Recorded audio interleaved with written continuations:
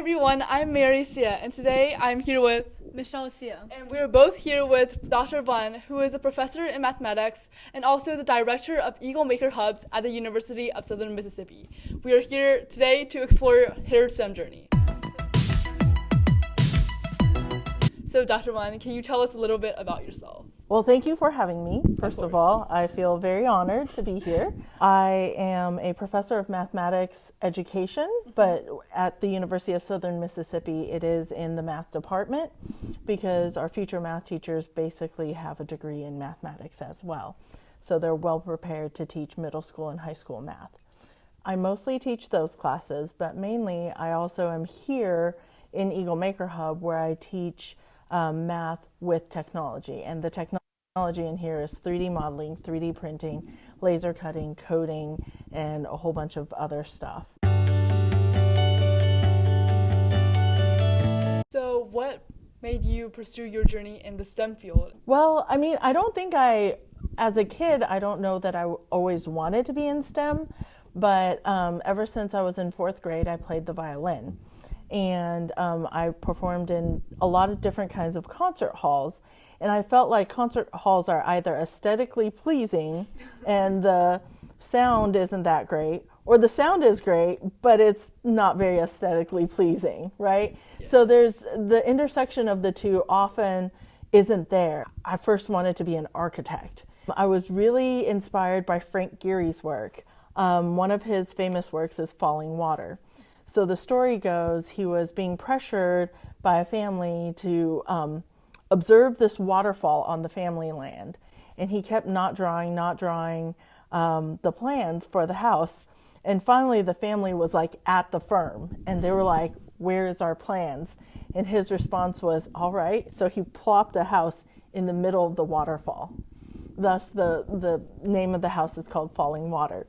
And so I was very inspired by the fact that there's this waterfall going through the middle of a house. Yeah. But going through architecture school, they always said like, oh, the girls should be interior designers and not architects. And I felt like I would have a lot of hurdles to face.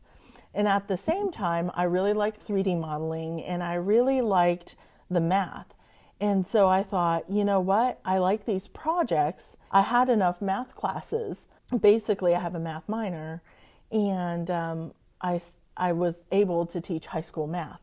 So my first job was teaching high school math, and I fell in love with it. So I incorporated the project type teaching into high school math to make high school math fun.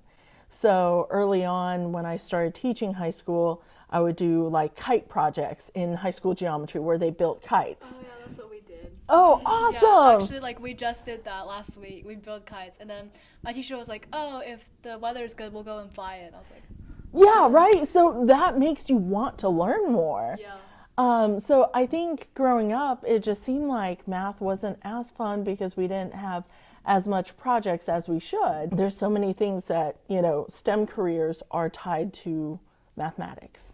Math is your gateway. Like, if you can't go through the calculus series, you're not going to be an engineer. Right now we're in this calculus series, but you basically incorporated both arts and math together, right? Yes.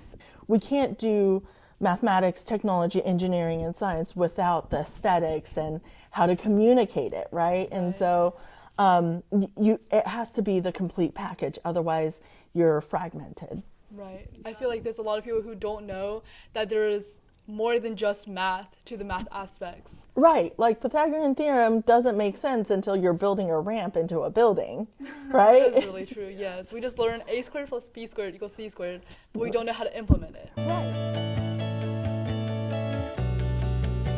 So how do you think women has made a positive impact on like research and like innovation? I think women come from a different perspective than men, right? So oftentimes when people study women in STEM, they study white women in STEM. And oftentimes when they study different race in STEM, they study black men in STEM. There's so many pockets of intersectionality. I think having these different perspectives really help with that, and people in the different intersectionality give you different perspectives in that. So one of the things that I could think of off the top of my head is Sally Ride and NASA preparing her. She was going to be up in space for a week, but NASA prepared her with 100 tampons. I don't think there was a woman anywhere close to the project planning where there were like 100 tampons for a 5-day trip in space. That doesn't make sense. The other part is, I think recently they just disclosed that most of the crash test dummies, the anatomy is of a male. Yeah. But they don't test it on females. Yeah. So it's like, well, anatomically, we are slightly different than men, right? So I think having that will advance it to be more inclusive. You mentioned there's like a lot of male figures in STEM. So what are some like hardships or encounters that you've been through as a female in a male-dominated field? Not only am I a female in math, I buffered by the fact that I'm Asian, but since 2014, I started doing the work in 3D modeling and printing in teaching mathematics as well, which then brings in the whole arm of technology.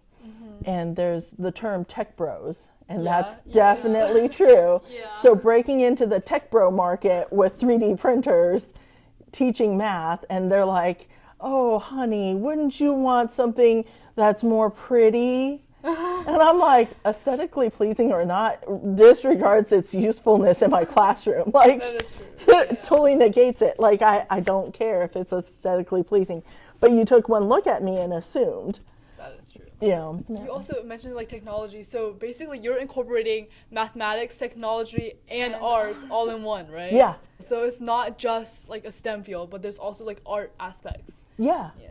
Well, and the thing is, aesthetics has something to do, right? There's form and function. During COVID, one of the things I found out was I can make a useful product. So I created 9 COVID responsive PPEs for Forest General and the nearby hospitals and health professionals. But what I found was you can make a product that is useful and answers the issue, but it has to be usable by people, and it's something as simple as a mask. I'm like, it's a medical device. Who cares what it looks like? Well, apparently people care. People do. Because it's on your face, Yes. right? So all of that has to be put together. For example, I've had a couple of classes when I was working on the math PhD that it was because I was I was classified as math education as well. They thought, well, obviously she probably doesn't have the right answer. So yeah, I got a couple of B's not because I didn't do the work correctly or whatever. It was one of those very competitive classes, and most of the other people in the class were men. And it's like how many times you speak and then how many times the professor actually writes your name down for speaking and proving things. And so for classes like that, I was like, well, I don't have his official grade book. I can keep my own tally, but my tally is not his tally. Yeah. So part of me was like, I wanted to be a straight A student for my PhD program, but I couldn't. And that's just the way it is. But see, I wasn't going to be a student forever, right? Right. So learn what I can, get out of there, and then don't be that when I was a professor, when I became a professor. What is like a challenging project that you've worked on? So I think it's my ongoing project to incorporate 3D modeling and printing into teaching math. But I would say before that, it was a lot of the COVID projects that I worked on, for sure. But I think each project that you tackle, it's easier to go ahead and identify where the barriers may be and work through those barriers, and whether or not it's worth it to work through those barriers. One of the things during COVID, we had a product that has a provisional patent, but because I released the negative of the mold online for people to use it worldwide, the formal patent of it was not going to be as strong. So I could have worked through that, but I don't want my life goal to be making and manufacturing masks. So I kind of wanted to get back to my original mission of incorporating 3D modeling, 3D printing, and now VR into spatial visualization for mathematics. Yeah, because I just remember like we used to build a bird nest, like using like wood and like constructing it, and there were so many obstacles like just building that one bird nest. so I imagine there must be like a lot of obstacles like combining so many different aspects to build a project. So what is like the biggest thing you learned from everything that you do? I think it all builds, right? So experiences build, both negative and positive. So I talked about the tech bros, and that's been a constant experience at each of the tech conferences that I go to.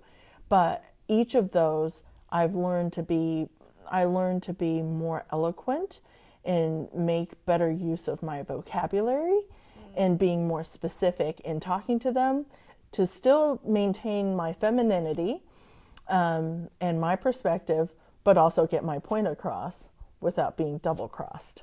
Yeah. For example, in each of my jobs, whether I was tenured or not, I made my position clear, like especially if it's a male that I'm talking to and he has the audacity to tell me like, oh, you're being a little aggressive. And so my response would usually be, would you have expected less aggression out of a male? And so it's like causing them to think like, okay, well, do you think I'm aggressive because of my gender? Or, and so little things maybe not, but if it's something that's like, potentially positive or potentially negative, then it's a real conversation. Like, can we have an honest conversation right now about, is it my tone, is it my gender, or is it my vocabulary use? And that is really hard to like completely get rid of the ways we treat different people. But I feel like it is getting better generation by generation, like stereotypes, because I know like older generations, they have like stereotypes on what females should do or they don't. And I think it's getting better, but it can definitely improve more. So what are some tips or some things you would like to say for like young girls who want to do STEM but are afraid of these obstacles or don't know what to do? Okay, so first of all, if that is your passion, don't let anyone say no to you. That is definitely, so I think, overcoming hurdles and obstacles wise, like if you think about, is it going to matter a day from now? Is it going to matter a week from now, a month from now, or a year from now? And if it's like something someone said that's a slight, you can't keep going on a road if you keep fighting these little side quests, right? Yes. That road, there is a limited amount of time. And so focus on what you want to do, identify the challenges, overcome them if they are something that you can fix, but understand boundaries. So like chase your dreams, even though there's obstacles, you should overcome them. And if it doesn't really matter that much in the long run, just don't like be stingy about it, right? Yeah, like it costs emotional energy That's to care, true. right? Yeah. Like, and emotional energy is expensive That is true. because then you have to spend time to replenish your emotional energy, and it's all within yourself. Yeah. I feel like that goes for like everyone and everything and just life. It's pretty general. Yeah. Well, and I think there's maybe some of it, like my grandparents were like, well, go to college, find a good husband, and I guess there was enough of a rebellious streak in me that was like, I'm going to be my own husband. Thank you very much. Yes. So there's already less women in STEM. But then, so we have the mental load of also trying to carry the next generation. But my thinking is, once there's more women in STEM, we all can share the burden. Yes. And that's what like we try to do. So like the people who want to do STEM and who have a passion for STEM, we want to encourage them to pursue STEM and not be like deterred by stereotypes or outside factors. Oh yeah, absolutely. Because those are outside factors, they're not within. So if you believe like, hey, I can go solve $1 million math question that hasn't been solved in forever, There's tons of those questions. You could go do that. Yes. And even if you don't think you could do that and you want to do that, you can still do it because you want to do it. Yeah. Absolutely. There's nothing stopping you. Well, thank you so much, Dr. Wang, for letting us talk to you, and we learned so much from this, and we are so honored to have you here. It's been an honor to be here. This was a great conversation and very positive, and I'm excited to kind of bring your perspectives back as I'm teaching future generations as well. So thank you for taking the time. Okay, thank you, and thank you guys for watching.